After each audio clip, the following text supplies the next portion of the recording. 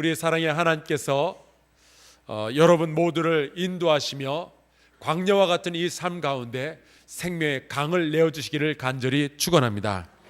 우리 한사랑교회는 새해가 시작이 되면은 처음 5주 동안은 우리의 기본기들을 다시 한번 되돌아보는 그러한 시간을 가지고 있습니다. 말씀을 쪼개고 나누고 또 이런저런 여러 가지 것들을 배우는 것 참 좋고요. 새로운 것들을 받아들이는 것도 좋겠지만 성도로서 목사로서 반드시 지켜야 할 이 신앙의 기본기들을 우리가 지키지 못한다면 우리는 겉모양만 번지르르한 교인이 될 뿐이지 예수 그리스도의 참된 제자가 될 수는 없습니다. 그래서 우리는 해마다 화려한 모든 교회의 모든 일들을 잠시 멈추고 성도의 기본기, 영성의 기본기를 되돌아보는 그러한 시간을 가집니다. 논어에 보면 아주 재미있는 구절이 나옵니다. 제가 읽어드릴게요. 군군 신신 부부 자자. 되게 쉬운 한자로만 되어 있죠. 그럼에도 불구하고 저게 무슨 뜻인가 해석하기가 좀 곤란하기도 합니다. 뜻이 이렇게 됩니다. 임금은 임금다워야 되고 신하는 신하다워야 되고 아버지는 아버지 같아야 되고 자식은 자식다워야 된다, 그런 뜻입니다. 한마디로 줄여서 기본기를 갖춰야 된다라는 거죠. 요즘 우리나라 대통령이 탄핵의 위기에 빠져 있는데 가만히 보면은 뭐 크게 정책을 실수했다든지 아니면은 어마어마한 그 이적 행위를 행했다든지 범죄를 저지른 게 아니라 그냥 간단한 기본기가 잘못되어 있는 그거 하나였어요. 국민이 뽑은 대통령이라면 당연히 국민이 인정해주는 국무위원들과 여러 정치인들과 같이 정치를 해야 되는데, 아니 헌법과 국법이 정해진 대로만 일을 하면 될 건데 비선실세라는 최순실을 통해서 이 일 저 일을 하다가 임금이 임금답질 못하게 되니까 지금 이 난장판이 되질 않았겠어요? 기본기의 문제입니다. 얼마 전에 그 청와대 경비를 맡았던 분의 증언이 화제가 되었습니다. 이 나라의 대통령이 집무하는 청와대에 들어가려면 국무위원들도 자기의 증을 보여주고 얼굴을 확인하고 여러 가지 엄격한 절차를 거쳐야만 들어가게 되는데 지금 박근혜 대통령의 주요 손님은요, 행정관이 차를 운전하다가 VIP야 그러면은 얼굴도 확인하지 않고 그냥 들락날락 했다는 거죠. 이 일이 반복되면서 여러 사람들 특히 그 최순실 씨가 자유롭게 청와대를 드나들다가 이 사단이 난 거 아니겠어요? 여러분, 그게 무슨 어려운 일이에요. 기본인데 정해진 대로 그냥 사람 확인하고 그것만 하면 되잖아요. 근데 혹시나 이 VIP가 마음이 상할까 봐, 혹시나 대통령이 사람을 초대했다가 누가 이렇게 귀찮게 이렇게 그 사람 인적 사항 알아보고 그랬다고 싫어할까 봐 그런 거 다 무시해버리고 기본기 무시하고 그냥 마음대로 움직이도록 했다가 나라가 지금 흔들리게 되었잖아요. 자그마한 기본기인데 이게 하나 잘못되니까 여러 가지로 크게 잘못되는 것을 우리가 알게 됩니다. 신앙도 마찬가지예요. 여러분, 교회는 교회다워야 되고 신앙인은 신앙인다워야 됩니다. 신앙의 기본을 지켜야죠. 지난해에는 우리가 1층 리모델링을 통해서 교회가 훨씬 더 편리해지고 아름다운 곳이 되었습니다. 얼마나 좋은지 모르겠어요. 예전에는 우리 성도들께서 교회에 오시면은 볼일만 보고 예배만 드리고 후딱 집으로 갔는데 요즘은 교회에 머무르는 시간들이 생겨났어요. 카페에 들어가서 같이 차를 마시면서 대화를 나누기도 하고요. 또 우리 교회 다니지 않는 그 주변의 이웃들이 저희 교회 1층을 얼마나 잘 쓰시는지 모르겠습니다. 평일에 그 카페에 들어가 보면요, 그 앉을 자리가 없어요. 꽉 차 있어요. 근데 제가 들어가 보면 아무도 저한테 인사를 안 해요. 버르장머리가 없는 게 아니고 저를 모르는 분들이에요. 저도 모르겠고 그분들도 저를 모릅니다. 다시 말하면은 우리 교회 주변의 이웃들이 그렇게 잘 저희 교회 건물을 사용하고 있는 거죠. 지금은요, 제가 소망하기는 지금은 교회의 문지방만 밟지만 언젠가는 복음을 받아들이게 될 줄로 믿습니다. 우리 교회 옆에 있는 신정 7동 동사무소 직원들은요, 자기네 빌딩에도 화장실이 있음에도 불구하고 굳이 우리 교회 화장실을 사용을 하고 있어요. 너무 편안하고 좋으니까요. 앉으면 시트가 따뜻하대요. 제가 괜찮다고 많이 사용하시라고 그랬습니다. 여러분, 지금은 화장실만 왔다 갔다 하지만 언젠가는 예배당에도 출입하게 될 줄로 믿습니다. 그리고 원래 이 지역사회를 섬기자고, 이웃이 사랑하는 교회가 되자고 그 1층 공사한 거니까 좋은 일이잖아요. 또 한 달에 한 2번씩 우리 그 카페에서 음악회가 열리는데요. 심지어 일산에서도 소문을 듣고 아기를 둘째 메고 여기까지 온 분이 계시더라고요. 내일 모레 화요일 저녁에 이 신년 음악회가 또 카페에서 열리게 되는데 여러분도 한번 꼭 와보세요. 얼마나 좋은지 모르겠어요. 품위 있게 사는 것이 이런 거구나 제가 알 수 있었습니다. 하지만 아무리 교회 환경이 좋아도요, 신앙의 기본기가 무시되면 말짱 헛겁니다. 그래서 오늘은 우리 교회가 늘 신경 쓰는 신앙의 기본기 5가지, 예배와 사귐과 섬김과 배움과 기도, 이 5가지 중에서 첫 번째 예배의 기본기에 대해서 다시 한번 점검하는 그러한 시간을 가지려고 합니다. 우리 한사랑교회는 예배 공동체입니다. 우리는요, 하늘이 두 쪽이 나더라도 주일에는 반드시 교회에 와서 다른 성도들과 함께 예배를 드립니다. 맞죠? 아멘. 그것이 우리의 전통이고 우리의 소망이고 우리의 기본기입니다. 우리가 나이가 다르고요, 성별이 다르고요, 교육 수준이 다르고 생김새가 다르고 키가 다르고 집이 다르고 타고 다니는 차가 달라요. 다 달라요. 살아온 기억이 달라요. 하지만 주일 아침이면 이곳에 와서 우리가 다 같이 하나의 찬송을 부르고 하나의 설교를 듣고 하나의 기도의 제목을 가지고 같이 기도하는 거 아니겠어요? 이렇게 우리가 주일이면 거룩하게 그 날을 지키게 됩니다. 이것을 4글자 한자 성어로 뭐라 그럽니까? 주일 성수. 주일은 성수를 보러 와요가 아니고 주일을 거룩하게 지키자라는 뜻입니다. 자, 우리 양옆으로 우리 전후 좌우로 서로 격려합시다. 우리 주일을 거룩하게 지킵시다.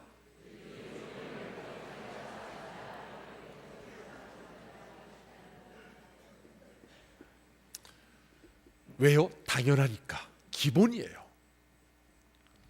오늘은 예배의 기본기로서 우리가 늘 가지는 이제 질문이 있습니다. 언제 예배 드려야 되나요? 왜 예배 드려야 되나요? 어떻게 예배해야 되나요? 우리가 늘 가지고 있는 질문이죠. 그 3가지에 대한 가르침이 오늘 우리가 함께 읽은 이 요한계시록 19장에 나와 있고요.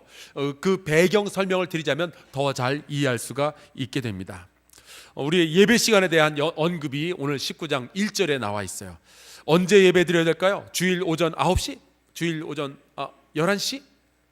여러분, 오늘 19장에 보니까 말씀이 이렇게 시작하고 있어요. 2일 후에. 그리고 하늘에서 어마어마하게 아름다운 그 예배의 장면이 펼쳐지게 되죠. 그런데 어떤 일 이후인지 알아보려면 17장, 18장의 말씀을 보면 나옵니다. 이것이 이 하늘에서 예배를 드리게 되는 그 배경, 그 시간대예요. 그런데 17장, 18장을 보면 분위기가 굉장히 살벌합니다. 먼저 바벨론이라고 이름 붙인 여자가 하나 등장해요. 좋은 여자는 아니고요. 이 여자는 땅의 음녀들과 가증한 것들의 어미라고 이름이 붙어 있습니다. 얼마나 못됐으면 이름이 이게 뭐예요? 땅의 음녀들과 가증한 것들의 어미. 이 여자가 세상의 나라들과 민족들이 이 죄와 아주 범벅이 되도록 만들어 놓습니다. 정말 나쁜 여자예요. 이 여자가 바빌론이라고 불려지는데 세상의 많은 사람들이, 군왕들이 이 여자가 주는 이득에 취하여 있게 됩니다. 그래서 요한계시록 18장 3절에 이 상황을 이렇게 기록을 해 놓았어요. 또 땅의 왕들이 그와 더불어 음행하였으며 땅의 상인들도 그 사치의 세력으로 치부하였도다. 여러분, 지금 상황이 굉장히 안 좋아요. 세상이 죄악으로 뒤덮여 버렸어요. 그뿐인가요? 지금 이 요한계시록을 기록하고 있는 요한 사도는요, 반모섬이라는 외딴 섬에 지금 유배되어 가 있는 상황입니다. 그것도 뭘 잘못해서가 아니라 복음을 전하고 있다라는 이유 때문에 이곳에 가서 이 고생을 하고 있는 거예요. 또 이 요한계시록이라는 편지를 받아서 읽게 될 이 초대교회 성도들은요, 지금 정치적으로 종교적으로 아주 심한 핍박을 받고 있는 중이었어요. 왜요? 뭘 잘못해서? 아닙니다.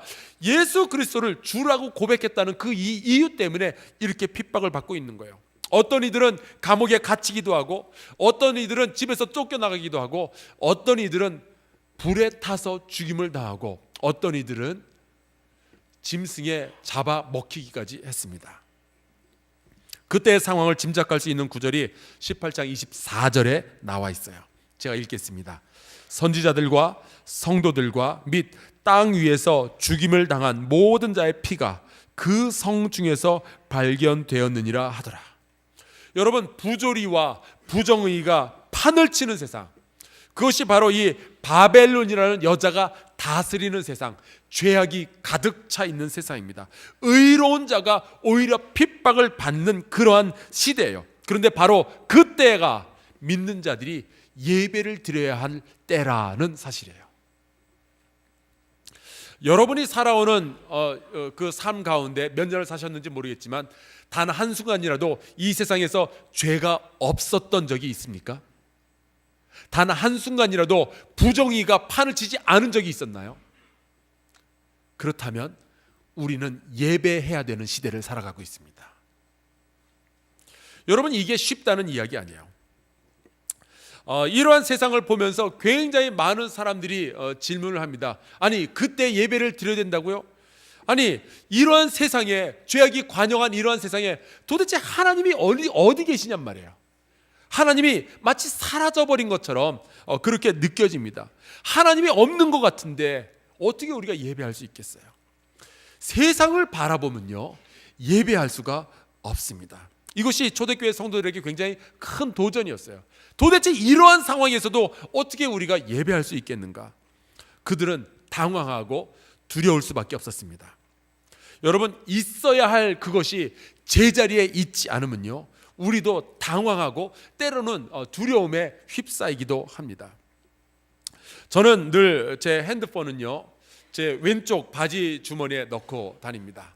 그리고 제 오른쪽 주머니를 보면요, 이렇게 손수건이 있습니다.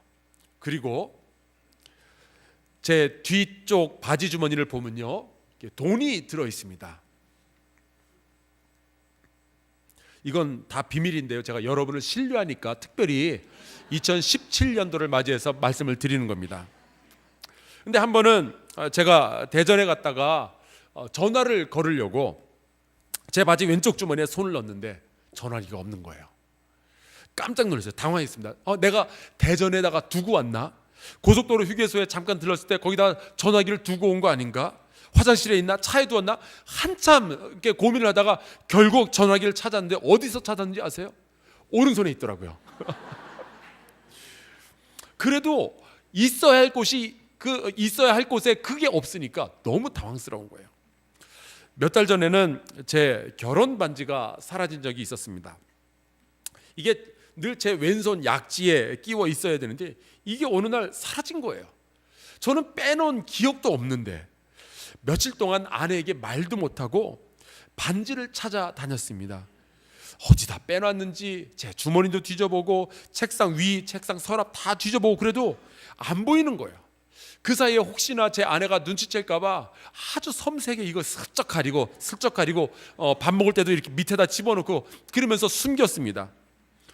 근데 아무리 찾아도 며칠을 찾았는데도 안 보이는 거예요. 그러다가 그녀가 덜컥 발견하면은 오히려 더 큰 화를 입게 될까 봐 제가 먼저 실토를 했습니다. 반지를 잊어버렸어요. 근데 아내가 생각보다 화를 좀 덜 내더라고요. 근데 며칠 있다가 아내에게서 전화가 왔습니다. 반지를 찾았대요. 어디서 찾았어요? 그랬더니 세상에 그 샤워할 때 몸에 비누칠하는 까실까실한 그 때밀이 장갑이 집에 하나 있는데요, 그 안에 들어있는 거예요. 보니까 제가 옛날에 비누칠을 하다가 이게 미끌미끌하니까 이게 그 안에서 그냥 쑥 빠져버린 모양입니다. 그래서 이제는 다시는 이 반지가 빠지지 않도록 요즘 손가락에 살을 찌우고 있는 중이에요. 여러분, 바로 그 자리에 있어야 할 것이 있지 않다는 것이 때로는 그냥 웃고 지나갈 일이죠. 재밌는 이야기죠. 근데 때로는요 굉장히 심각할 수가 있어요. 제 아들하고 같이 백화점에 갔습니다. 거기서 이런저런 이제 물건을 살 때 저는 이제 물건을 봐야 되니까 아들 보고 거기 옆에 좀 가만히 있으라고 하고 이제 물건을 뒤졌는데, 그러다가 제 아들이 있는 곳을 봤는데 애가 사라졌어요. 아니 이거 큰일 났죠. 애는 전화기도 없고요, 길도 모르는데 수많은 사람들이 돌아다니는 그 백화점에서 얘를 어떻게 찾아요? 방송실에 가서 알려야 되겠다, 방송이라도 해서 찾아야 되는데, 근데 제가 방송실로 간 사이에 혹시 우리 아들이 그 자리에 오면은 길이 엇갈리잖아요. 그러면 더 위험할 것 같아가지고 그 순간 너무 당황스럽더라고요. 어떻게 해야 될까? 아이 잊어버리는 거 아닌가? 막 고민하고 있는데 한쪽 구석에서 제 아들이 빼꼼히 눈만 빼놓고 저를 쳐다보고 있더라고요. 이 자식이 숨바꼭질하고 있는 거예요. 저한테 얘기도 안 하고. 정말 놀랐습니다. 그때 제가 이놈을 혼내줘야 되나 아니면 웃고 넘겨야 되나 굉장히 고민했었는데, 여러분, 있어야 할 바로 그것이 그 자리에 없는 게 우리한테 굉장히 큰 충격으로 다가올 수가 있어요. 하나님이 계셔야 할 바로 그 자리에 하나님이 보이지 않는 것, 우리에게 큰 문제죠. 예배를 드릴 수 있느냐 없느냐의 문제가 될 수도 있습니다. 바벨론이라는 음녀가 판치는 이 세상, 의인들이 오히려 핍박받는 이 세상, 고통받는 세상, 과연 하나님이 살아 계시는가? 지금도 하나님께서는 우리 곁에서 우리와 동행하고 계시는가? 사람들이 두려워하며 질문하지만, 여러분, 오늘 말씀해 보니까 하나님은 멀리 계시지 않았어요. 떠나신 적이 없습니다. 하나님은 여전히 그 자리에 계시며, 하나님은 사라져버린 것 같았지만 아주 당당하게 이 세상 한가운데서 이 세상을 통치하고 계셨던 거예요. 하나님이 사라져버리신 것 같았지만 하나님은 이 바벨론이라는 음녀를 심판할 것을 준비하고 계셨습니다. 흑암의 권세에 속해 있던 모든 것을 멸할 준비를 하셨고요, 하나님의 존재를 확실하게 이 세상에 보여주셨어요. 여러분, 하나님의 존재를 드러내는 것은 이 세상에 그 어떠한 것보다 하나님이 제일 잘하셔요. 그래서 요한계시록 18장 20절에 이렇게 말씀하고 있습니다. 이것이 우리가 예배해야 할 이유입니다. 하늘과 성도들과 사도들과 선지자들아, 그로 말미암아 즐거워하라. 하나님이 너희를 위하여 그에게 심판을 행하셨음이라 하더라. 여러분, 우리가 하나님을 예배해야 되는 이유는요, 우리를 창조하시고 우리를 사랑하시고 구원하신 하나님께서 그렇게 명령하셨기 때문입니다. 하나님을 예배해야 되는 때는요, 이 세상의 죄악이 관영한 때, 그때도 예배해야 되겠으나, 여러분 분명하게 합시다. 하나님은요 단 한순간도 우리를 떠나지 아니하시고 우리를 다스려 주셨어요. 바로 그때 우리는 하나님을 예배해야만 하는 것이죠. 세상에 죄악이 가득합니까? 하나님을 예배할 시간입니다. 하나님이 보이지 않는 것 같은가요? 하나님을 예배할 시간입니다. 하나님은 스스로를 드러내시며 모든 만물을 다스리시고 심판하실 겁니다. 자, 그렇다면 이제는 성도들이 이 하나님의 계심과 하나님의 다스리심을 선포하며 즐거워해야 될 터인데요, 예배는 하나님이 보이지 않는 것 같은 이 세상 가운데서도 하나님께서 엄연히 살아계심을 믿는 모든 자들이 반드시 해야만 할 의무인 거예요. 그런데 이 일이 쉽지만은 않습니다. 왜 그런 거 아니? 우리가 가지고 있는 한계들 때문에 그래요. 제가 한 세 가지 정도로 우리의 한계에 대해서 좀 설명을 드리겠습니다. 첫째, 우리는 하나님을 만난 그 감격, 하나님을 발견한 감격을 오래 지속하지 못해요. 부흥회 때 말씀 듣고 되게 큰 은혜를 받은 것 같은데 며칠 지나면은 무슨 말씀을 들었는지도 별로 기억이 안 나요. 어디 기도원 가서 기도하다가 큰 은혜를 받은 것 같은데 와서 이 집에서 살다가 직장에서 일하다 보면은 그 은혜 금방 사라지고 맙니다. 감격과 감사가 참 오래 지속되지 않는 한계를 우리가 가지고 있어요. 어떨 때는 비참하게 느껴질 정도예요. 자, 그러면 우리가 예배를 어떻게 드려야 될까요? 우리의 한계에 한계를 알기 때문에 지혜롭게 예배를 드려야 되는데, 우리말에 작심삼일이라는 말이 있죠. 마음 한번 먹으면은 이게 3일을 가기가 참 힘들다라는 뜻이에요. 3일만 지나면은 받은 은혜가 떨어지는 것은 우리 누구나 다 경험하는 일입니다. 그래서 우리는 주일날 예배드리고 3일째 3일 예배라는 것을 드리게 돼요. 주일날 예배를 드리죠. 수요일날 또 예배를 드리는 이유가 거기 있습니다. 자, 또 수요일날 예배드리고 3일 만에 또 은혜가 떨어지죠. 그날이 금요일인데 금요일 심야 예배가 또 우리를 기다리고 있습니다. 여러분, 한계를 아시는 분들이면요, 이렇게 교회에서 드려지는 모든 예배에 같이 열정적으로 참여해 주시는 것이 지혜로운 일입니다. 우리가 전략적으로 3일에 한 번씩 이렇게 예배를 포진해 놓은 거예요. 자, 또 우리가 가지고 있는 한계 중에 하나가 우리는 왜곡된 시각을 가지고 살아갑니다. 그게 우리의 한계예요. 우리는 주변에서 일어나는 일에 대해서, 또는 내 안에 일어나는 일에 대해서, 하나님에 대해서, 내 자신에 대해서 굉장히 왜곡된 시각을 가지고 있습니다.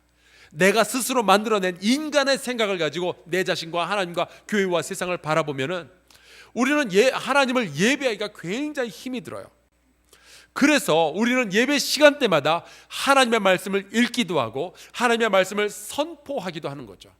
우리가 부르는 찬송가의 가사 하나하나에는 우리의 시각을 바르게, 왜곡된 시각을 바르게 해줄 하나님의 진리가 담겨져 있습니다. 더 나아가서 하나님의 말씀을 새벽마다 우리가 경청하는 이유도 거기에 있는 거예요. 왜곡된 시각을 고쳐야 우리가 정확하게 하나님을 예배할 수가 있게 됩니다. 마지막으로 우리는 이 세상으로부터 영향을 끊임없이 받는 그런 한계를 지니고 있습니다.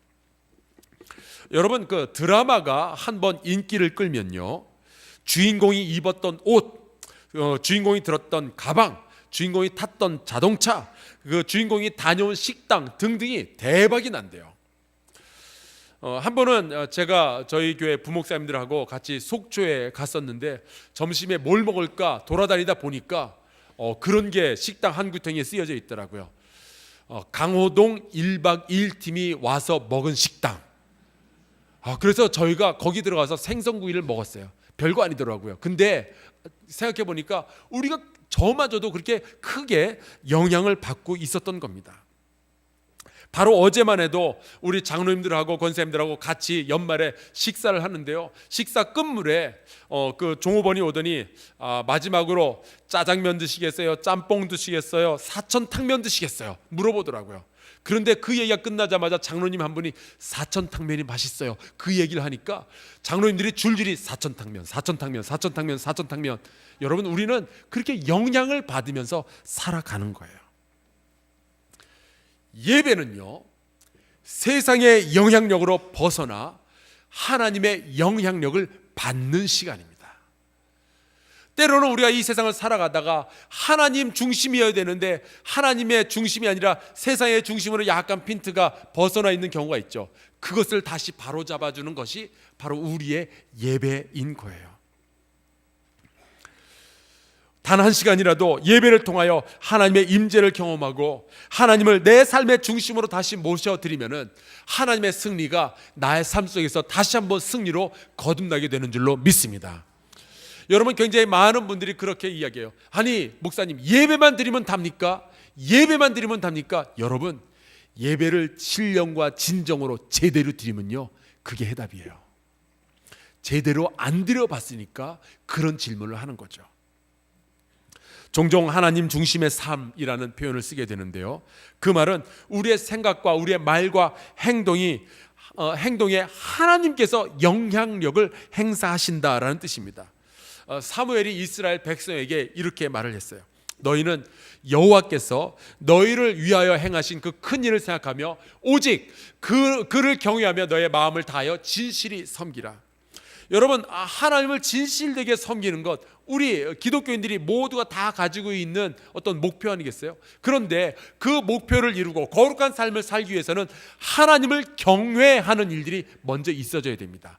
하나님을 어떻게 하면 잘 경외할 수 있을까요? 그분을 생각하는 거예요. 그분을 우리의 중심으로 모셔드리는 거예요. 예배 가운데 그러한 일들이 일어나는 거죠.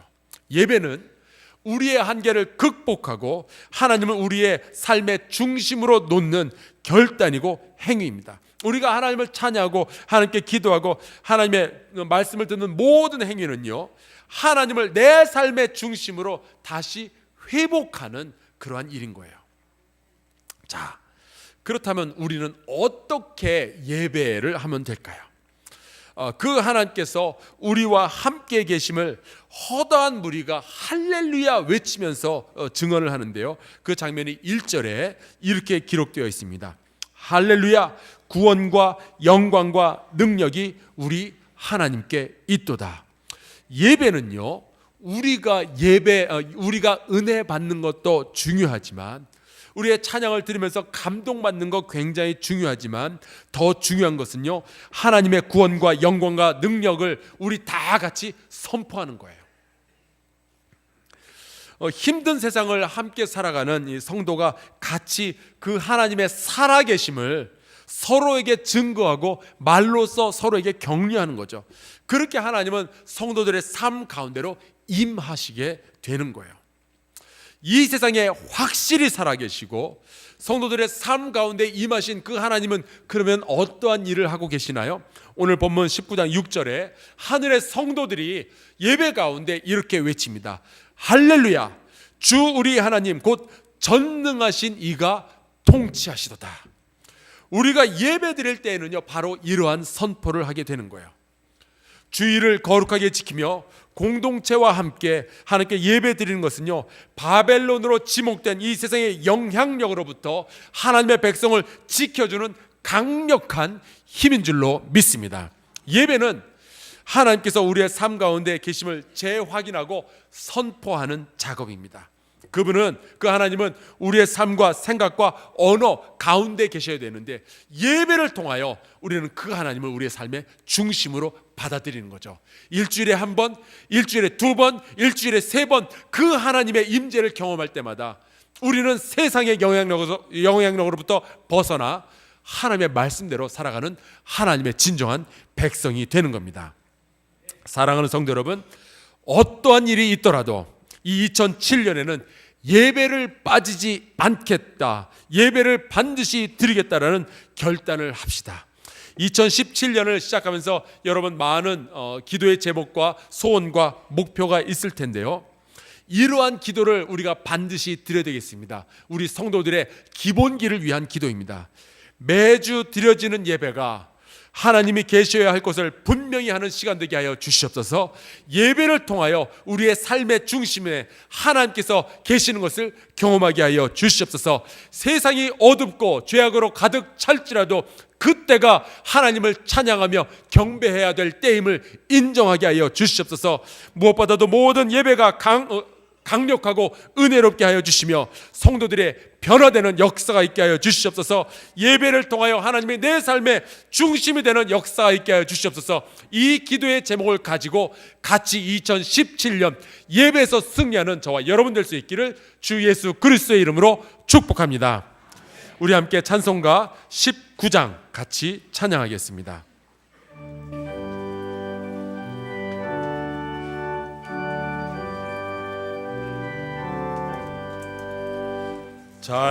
찬송하는 소리 있어 사람 기뻐하도다. 하늘 아버지의 이름 거룩하도다. 세상 사람 찬양하자. 거룩하신 하나님께 할렐루야 할렐루야 할렐루야 아멘.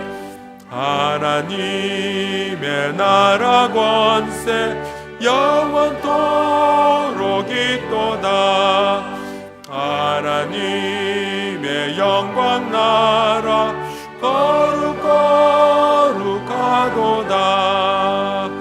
하늘 보좌 계신 주님 세상 주관하시도다. 할렐루야 할렐루야 할렐루야 아멘. 하나님의 섭리 그 뜻대로 되도다. 우리 아버지의 뜻은 거룩거룩하도다. 주여 속히 임하셔서 기쁜 날을 주옵소서. 할렐루야 할렐루야 할렐루야.